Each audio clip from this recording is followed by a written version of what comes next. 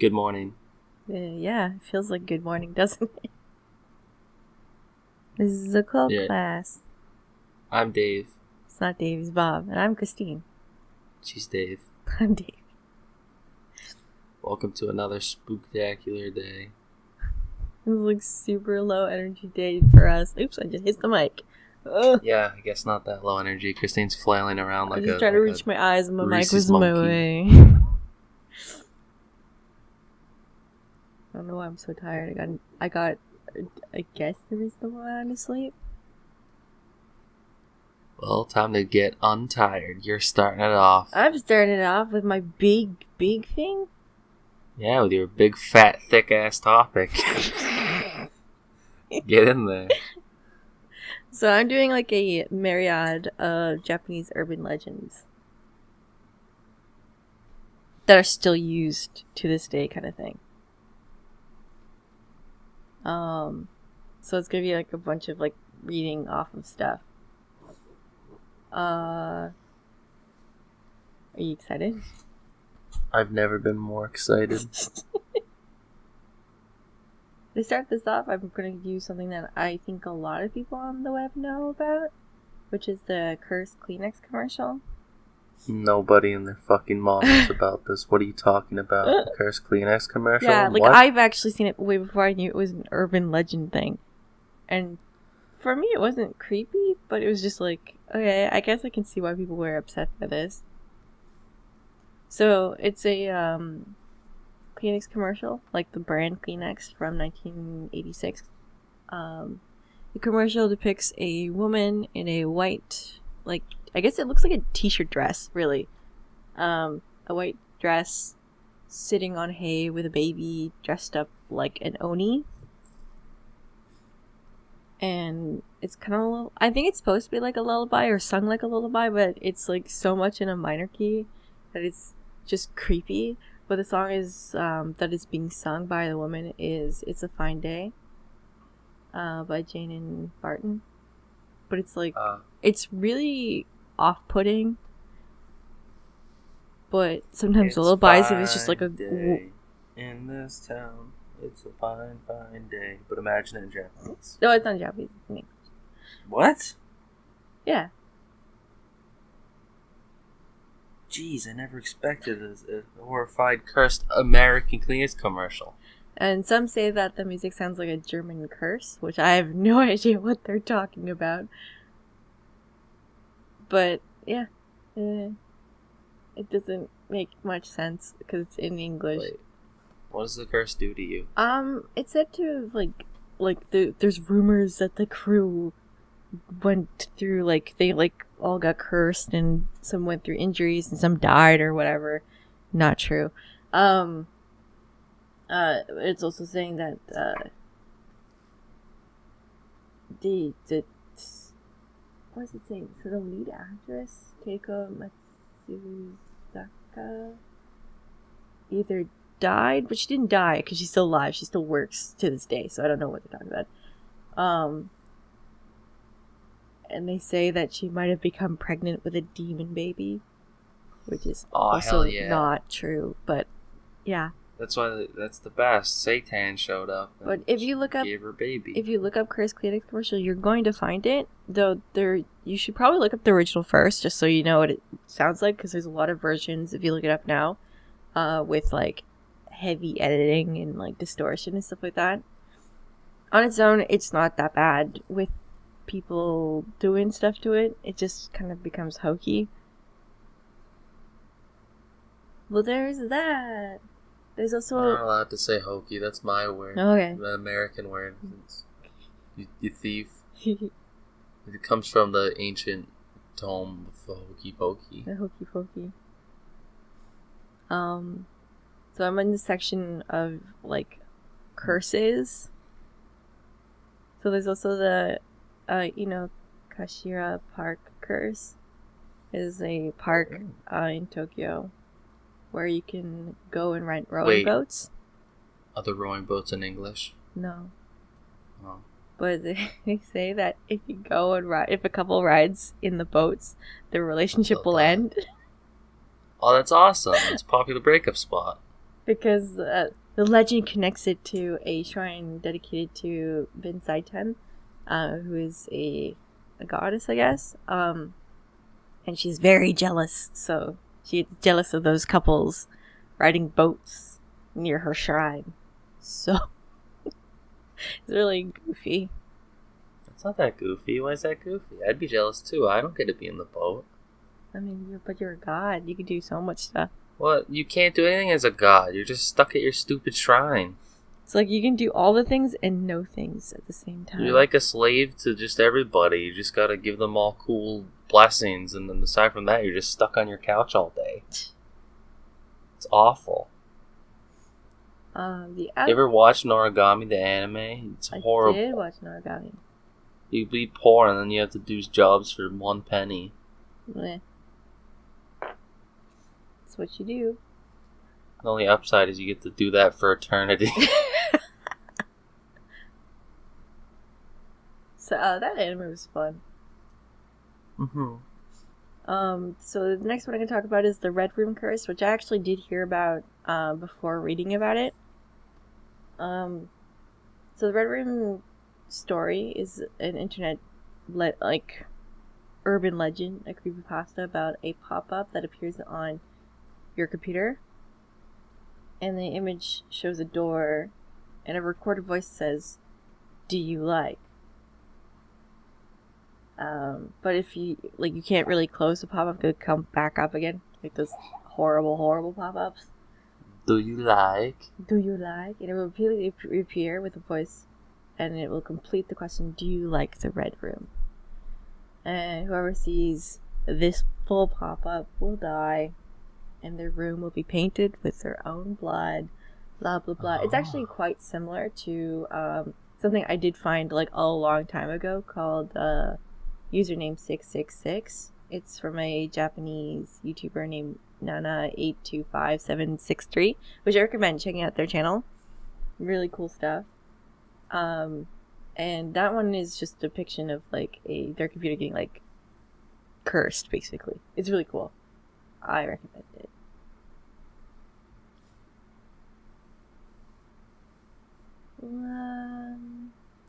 The other thing about the Red Room Curse is that it is kind of actually linked to something bad that happened. It happened in 2004, where there was a murder that happened, and it was said to be because of this Red Room Curse. I think it was like a 11 or 12-year-old schoolmate got stabbed by another schoolmate, and the murderer who did it blamed it on the pop-up. But I think it was proven that it was just because she was being bullied. So it's not nice. And I have the next curse, and I think you'll like this one. Doubt it. I think you'll like this one. It's called the Curse of the Colonel. This is KFC. Is this KFC's curse? The 11 herbs and cursed spices that make you come back for more. They're made of ghosts. So the curse is because of the Hanshin Tiger baseball team. They don't always play very well. And they only won the Japan Champion Series once in 1985. And while celebrating it, their fans threw a nearby KFC Colonel Sanders statue from Kentucky Fried Chicken into the Dotonbori River. Oh, so they're saying the KFC, my Colonel, is now, due to this horrible blight on his statue, cursing the team to never win again, huh? Damn. Until they recover the statue. So they still haven't won since then. And recently, I guess, in 2009, it's March 10th, 2009, divers recovered the statue torso, but it's like missing a hand and his glasses, so it's not fully recovered. Wow. So Better get back down in that river. I don't think it really matters. Find my boy Sanders' hand and his spectacles, you know. Are you enjoying these stories so far? These are all horribly spooky. It's so spooky. Thank God we're doing this in the morning. Otherwise, I would not be able to slumber. So It's a lie. I'm going to get into less curses and more like supernatural beings or spirits. Like Satan? Like, no, not like Satan, but... So, one of the ones that came up was it's called the Akamanto, which translates to Red Cape. I think we talked about something similar like this with Hanako, where it's like a spirit that if you go to the bathroom, it asks if you want like red. It says red cape or a blue cape, but it's also like the red paper and blue paper spirit. Yes, for a green cape. Though I don't think you can get out of this one. I think this one is just like. What if I say no cape? The answer is for. Oh, I guess you just say don't. I don't want anything. I'll just go dry. Just be a heathen. Please. We need to go dry. Because if you ask for, it's actually it's paper. They're asking for paper. Oh, I thought you said a cape. I don't know why it's called a cape. It's I don't understand this one. It's just like, why don't you just stick with the old story? Because it's just asking for paper. Anyways, that one is not interesting. We're moving on. Wait, what happens when you get the different colored capes? So if you answer a red paper or red cape, Mm-hmm. you're killed violently and drenched in blood. If you ask for the blue one, you're strangled or blood dry, leaving your face and your skin blue. And Just gotta say I'm all caped out for the night, you know. I don't need your dang capes. So the next one I'm going to talk about is I guess like ghost taxi passengers. No. No, what do you know? No, that's scary. So this is actually quite common. Like stories wise, I've heard this a lot. Where a taxi driver picks up a customer, and the customer will give them like increasingly like confusing directions to the point where they will like get to the countryside or on a mountain, and the passenger will just like make them drive off a cliff basically with their instructions, or get into an accident. Though there have been recent reportings of victims from the tsunami being passengers, but like the ghosts of them. But it would be more of like them like waving down a taxi and then getting in and then disappearing. So that's a thing that happens. There's actually some videos of it on YouTube. I don't know where to find them anymore because it was a long time ago that I saw them. But I've seen some where like there's surveillance stuff where like the car door will like open and close, but no one got in, and you didn't see anyone. So it's just like, how did that even happen? Very interesting. There is this other one. This one's fun. This one is Daruma-san. So that one is a story of it's kind of like a Bloody Mary. So it's a story of a girl who slipped in the bathtub and gouged out her own eye. But you can summon her in the bathroom and she will follow you for the whole day. And if she catches you, you die.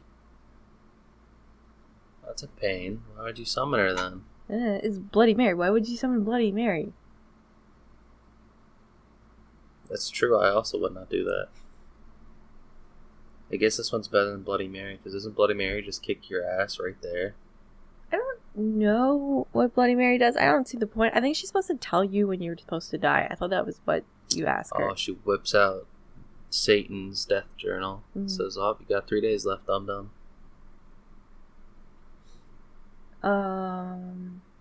Let's see. Some of these we've already talked about, like Hanako-san. And I can talk about Teke Teke, but it's like, I think I already mentioned it before, where it's like a woman who's sliced in half by falling onto the railroad tracks and being run over. So there's that. And she runs around on her hands. But then I found out this other one that's very similar to Teke Teke called it's Kashima Teke Reiko. Teke's bottom half, called pants. No. The Kashima Reiko lives in school bathrooms, kind of like a Neko-san, but she's still like a torso. And if you see her, she'll ask you a bunch of questions. If you don't, I think her questions were like, do you know who I am? But you can't say Kashima Reiko, because then she'll kill you.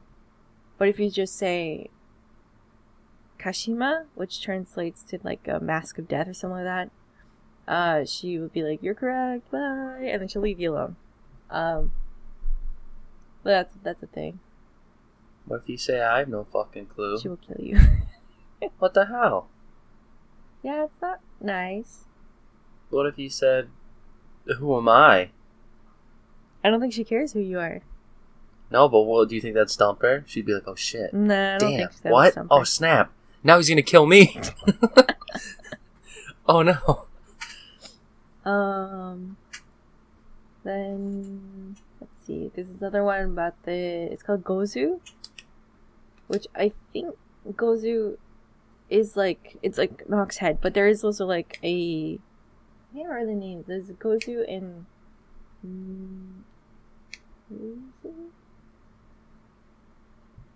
I like look this up. Gozu. Gosh, Gozu and Dozu.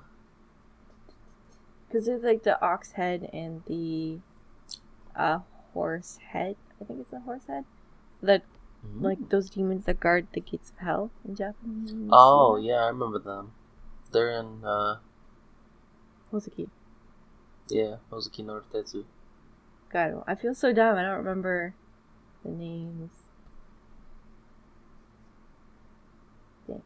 Also, there's a movie about this whole urban legend, but it's basically a story called, it like translates to ox head, right? So it's like, I am actually not sure, because they don't really tell you what the story is, other than the fact that if you read it, it's so scary that you'll die. Well, yeah, of course they're not going to tell you then. Tell me, it'd kill you. But I don't know what it is. Like, what? Is it really that scary? You'll die then. But there was but if you hear, like, not the whole story, but if you, like, read or hear a bit of the story, it's still very scary, but it'll only leave you in a catatonic state where you're foaming at the mouth. Oh, it'll knock you out like Luffy's high key. Oh. It's a One Piece reference. Yeah, I know. There's a movie, so I guess check it out if you want. It does not have any. It doesn't have many good reviews, but it exists. So if you want to watch it, you can.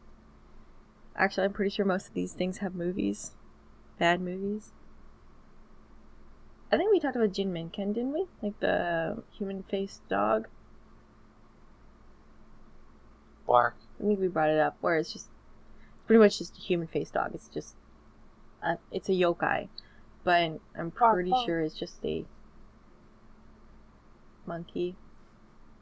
I think that people remember, because like monkeys have a face similar to a human, but a body, because they're like go on all fours like a dog, and people see these things at night, so they're like, it's a dog, but it's actually just a monkey. And in Japan, they normally crop tails, so is that too? Monkeys have tails, though. I don't think the macaque has a tail.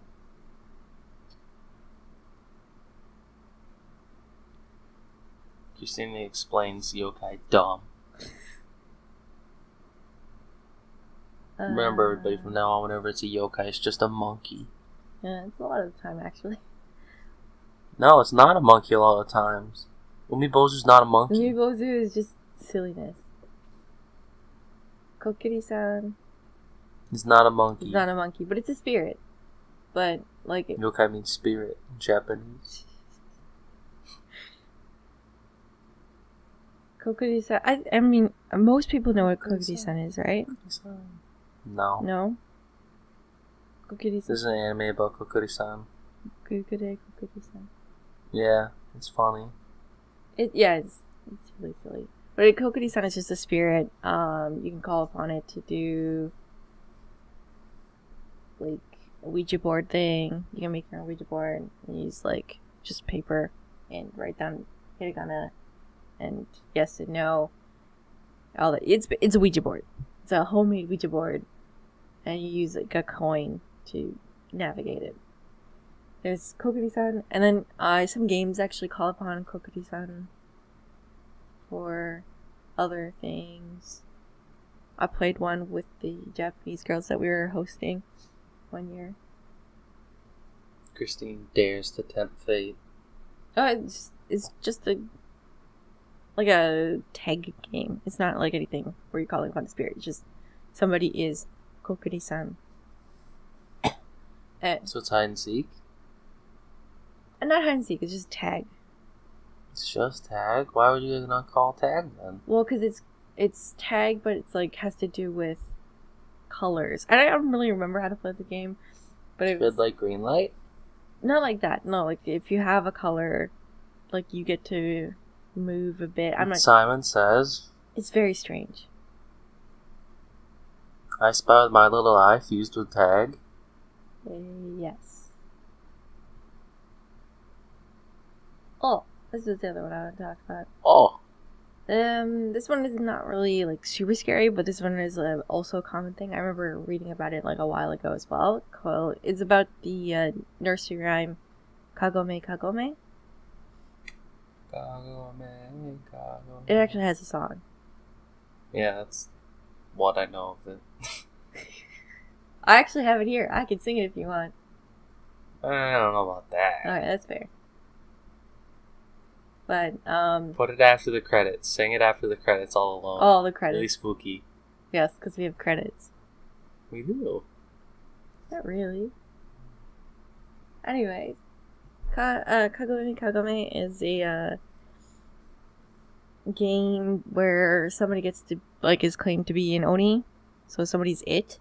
And that person sits in the middle of a circle of children. And they have their eyes closed, they're blindfolded. And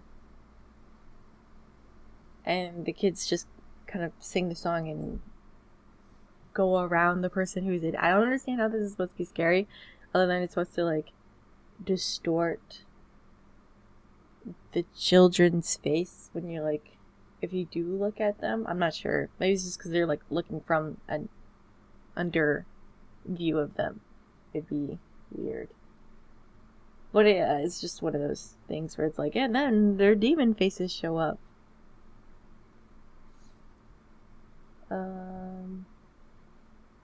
Talked about that one. Hey Bob, do you know about Tomino's Hell? Nope. I think you do. Nope. Remember that creepy painting I showed you? Nope. No? No. Remember when you showed me Momo and I was like, hey, it makes me think of this thing. And it was that creepy painting. That's that thing? Yeah, it's this thing. Because it's based off a terrifying poem. And if you read it aloud, you will die. Well, don't read it then. I won't read the poem. I have it here, though. I actually have the whole poem here. It's really long. Well, that's why you'll die. You'll starve to death. If you read it in your head, you're fine. But if you read it out loud, you'll die. But yeah, it's just the painting, depiction, or illustration for the poem. The artist, I'm trying to remember what their name was. And of course, nothing I have has her name in it. That's annoying. But I think she's an actress currently. She does a lot of B movies, horror movies, and things like that. But yep, that's sad. It's just a spooky story. I can leave a link to the poem for you guys if you want. Do you want to read it out loud and die?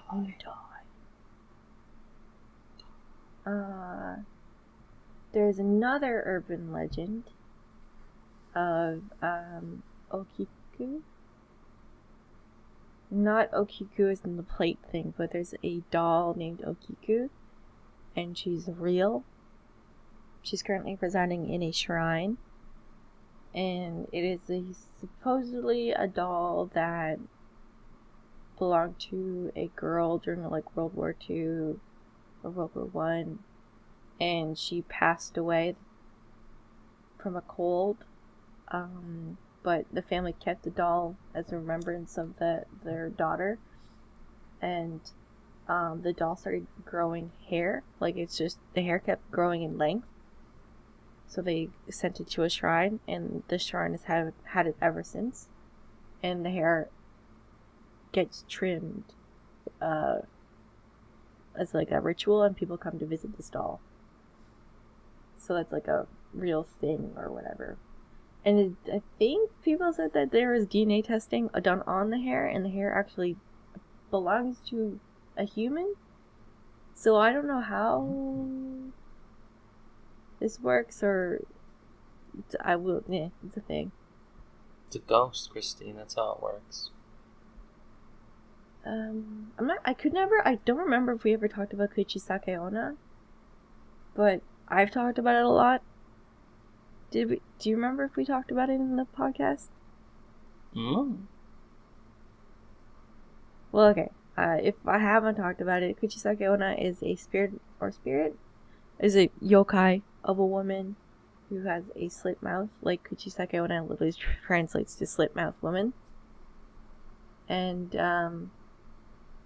she wears a surgical mask, and she'll go up to children and say, "Am I beautiful?" And if you answer no, she'll kill you with a pair of scissors that she carries to her head. If you say yes, the woman will remove her mask, and you'll see her slit mouth, and she'll be like, "How about now?" And if you say yes or no, she will kill you. But if you say, you're alright, she gets really confused, and then you can leave. Yeah, answer like you're a jaded teen and just go, meh. So. But, yeah. Más o menos, eh?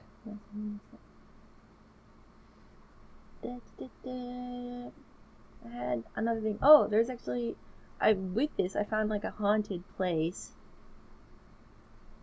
It is a tunnel called Kiyotaki Tunnel. It's outside of Kyoto, I think. But it's a rural tunnel. I actually saw somebody... I was watching a video of somebody going through it. And it's a very small, tunnel. It can only fit, a car. And that's it. It's a one-way kind of thing, but people insist it's two ways. It's really weird. It's Japan likes their thin roads. It's not very convenient. But it is said that there was a couple accidents that have happened because people say that they've seen a woman appear, so they'd swerve around it, but there's not much room, so they'd crash. And some stories say that there's a mirror inside, and if you look into it, you'll see a ghost. But in the video that I watched, I did not see a mirror. But I have not been there, so I have no idea. So, but it's a tunnel. It's a traffic tunnel. It's not very interesting to look at, other than it's a tunnel. And I think my last one is something that I was actually told by when I was doing the hosting of the Japanese girls, which is Hitori Kake Renbo, which is a hide and go kill kind of situation where I think it's like at 4 or 3. I think it's 4 a.m. You're supposed to like play this game, or midnight, where you take a doll and say some words. I can't remember if it's like a certain phrase, but basically the doll will get possessed and you're supposed to hide from the doll. But if it finds you, it will kill you.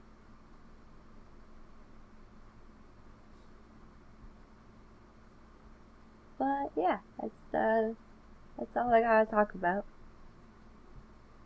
Spooky stories? What? Did you like them? Not that spooky. I mean, I guess the Colonel's there. He's pretty spooky. That was. I was reading that one. I was like, what? Okay. And then he finds you and makes you into delicious 11 herbs and spices chicken. What the fuck was that? That was the Colonel. Wasn't he scary? That was pretty scary, considering I didn't know what that was. How'd you all like that impromptu jump scare? Alright, here we go. On the south side of San Antonio is a bridge, known to be home of the dreaded Donkey Lady. The Donkey Lady. Oh, he's coming back. Oh, no, I thought the Colonel was coming back. I could hear him in the distance. He's a scary man who rides up and down my street on his big dirt bike. Much like the Colonel, the Donkey Lady for decades has provoked fear and intrigue to residents. The story of this ghostly chick dates back to the 1800s. Some say she's a ghost, others say a living monster, half donkey, half woman. An area of the city called Elm Creek. It was on this creek, legend says, that a woman lived with her husbando and 2 niños and earned a living from farming. In fact, it was barely a living, something which assured the family lived in poverty and near starvation at all times. They're not good farmers. As fate would unfortunately have it, on one particularly crummy day, a man on his horse drove around and came to their property and he was like, haha, I'm rich and a jerk and like to torture animals. And he found the family's solitary mule standing in the field. So he went over to it and he started to beat the shit out of that dumb old mule. It was only the cries of the mule that saved its life. The owners came running to see what was happening and confronted the mule attacking man. And thus they whacked him and said, get out of here, you. Threw some stones at him and he was like, what the hell, ow. And he left cursing them. He swore he's gonna get even. And it was actually happened really quick. That night he came back with a posse of dudes. He crept up on the house silently and set it on fire. That's why. In moments, the house was engulfed in flames. The owner of the house tried to distract the group so his wife and children could escape, but he was shot to death. And the kids burned alive, but the wife, she was only somewhat burned, her fingers down to stumps, her body completely blackened with soot like Kratos, and her face dreadfully disfigured, to the extent that she appeared to look like a semi-melted, elongated donkey face, hence her name. Crazed in agony, she wiggled off into the distance and threw herself into the river, the Elm Creek River, right by the bridge. She vanished as her house kept on burning. She was never seen again. Or was she? On more than a few occasions, right up to modern times, people crossing the bridge, walking or in their vehicles, have heard terrible shrieks coming from the water below and the surrounding woods.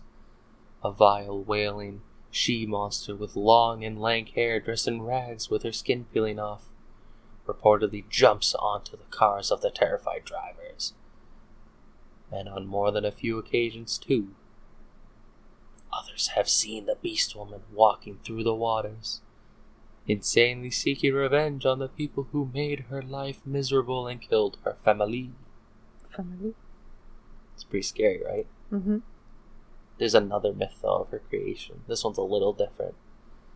Another story about how the donkey lady came to be surrounds the same bridge area of South San Antonio. In the mid-50s, a woman would walk her donkey along the road to the fields near her home to let the donkey graze. A boy claimed the woman's donkey had bitten him, so the boy's father and several of his friends plotted to grab the donkey as it was being walked by the woman to the fields. They waited in the woods and then jumped out when she walked by and tried to grab the rope from her hands. As they fought for the rope, the donkey accidentally fell into the stream and drowned. The men were walking away when the woman started throwing rocks at them. A rock hit one of them unconscious, and the other men grabbed the lady, tossed her in the water, and she drowned. The spirit of the woman and the donkey combined into the angry super ghost. She has enormous strength, scary eyes, and beastly screams, and her rage haunts any who bother her by her vicinity. Yeah, a donkey ghost would be pretty scary, because their screams donkey, would be pretty horrible. Yeah, it'd be awful. Now I have an encounter tale. Oh. I have known them all my life. These friends told me this tale. Someone else, not me. And have no reason to not believe them. And it goes as thus. One night, in late 1987, while at my best friend's house, 4 fellow companions showed up, bored and looking for something to do. We suggested they visit the Donkey Lady Bridge.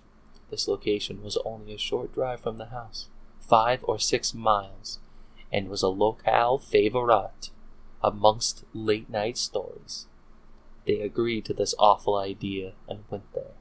About 6 hours later, their vehicle returned to our driveway with only one occupant. Assuming he had taken the girls home, that he was ready to party in San Antonio, we went out, anxious to greet him. What we found at the car is something I'll never forget. The windshield busted, the front dented, and there's what appeared to be blood all over the hood. We immediately ran over to the driver's door to see if John was alright. However, John was sitting there, staring out the window with a blank expression on his face. After several minutes of consistent badgering, we finally got him to talk. He, Lisa, Terry, and Jill arrived at the bridge. They began to honk their horn, trying to summon the legendary Donkey Lady. After about 15 minutes of not seeing anything, they decided to go into the woods and look for themselves. What happened next was truly incredible, and if I hadn't known John in my life and seen the car, I would not have believed him. While walking in the woods, John said he got the feeling they were being watched. He stopped and told everyone to quiet down. Looking around and evaluating the situation, he discovered what appeared to be 2 eyes looking at them off the distance. These eyes seemed to reflect in the moonlight, and of a color that he said to be undescribable. The girls panicked and ran back to the car. John, quick to follow, and soon after he turned away, there was a horrible scream from the eyes. He described it as being a cry of an intelligent animal. Too afraid to turn around, he panicked up the pace and ran to the car. When he got there, the girls were already in there, screaming, saying, "Come on, we gotta go, this sucks." And he was trying to find the keys. He's like, "I can't find them all, geez." And they could hear the horse running towards them. They were like, "What the hell?" Starting the car, he slammed it into gear and put it to the floor. Suddenly, a figure appeared in the road in front of them. Too afraid to stop, John collided with the creature. It hit the hood of the car and rolled over the roof. Looking in his rearview mirror, he said he thought the figure got up and continued to chase after them. After hearing this and seeing the condition of the car, Steve and I immediately felt this deserved a second look. John told us he would never return to the bridge again, but if we wanted to risk our lives, to go right ahead. Grabbing 2 flashlights and a pair of shotguns, these were the biggest weapons we had. We jumped in my pickup and made our way for the bridge.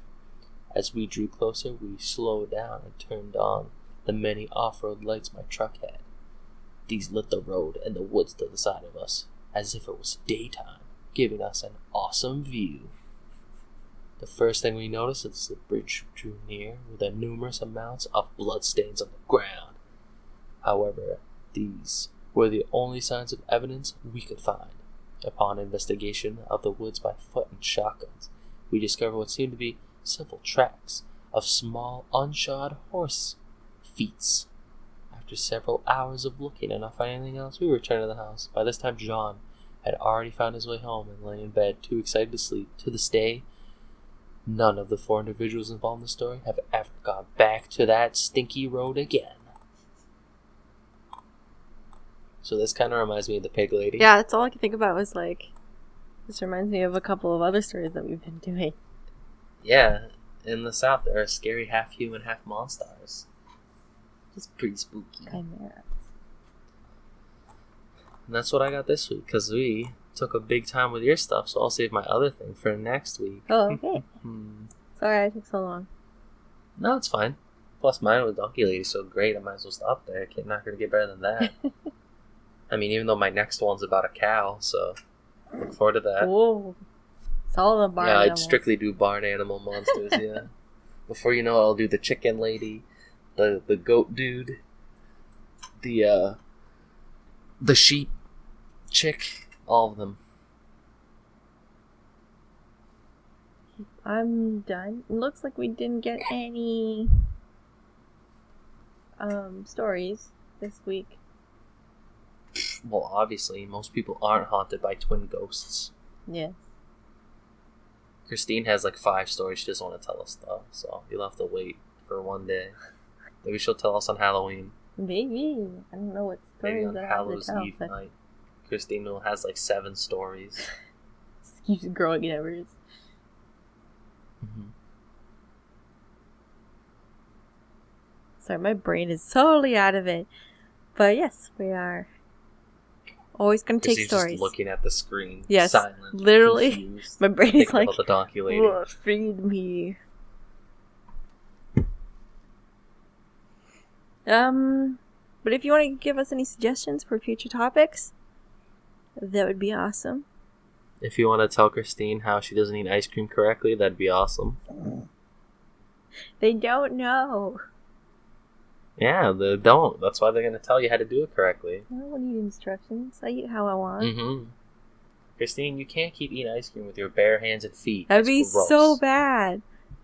I know it is. That's why you need to quit it. I thought you were going to talk about like the way that I actually eat ice cream, which is, well, I don't always do it. When I was a kid, I used to stir it until it became like more melted. Basically, it just turned into soft served. Yeah.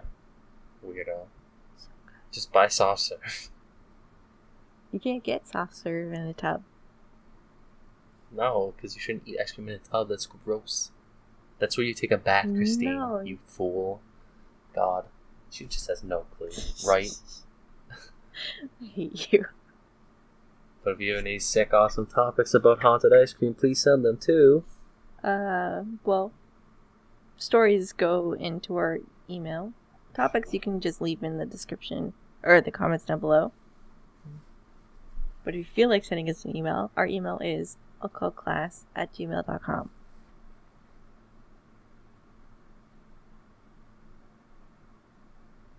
Any closers? Because I'm not good at closers. Alright, we haven't done this in a while. Here's one of my secret hidden recipes, number 5 million. What you want to do is grab 13 bottles of oregano, put them in your bathtub, allow them to simmer for 13 years, and when you come back, it'll be gone, and it's called ghost food.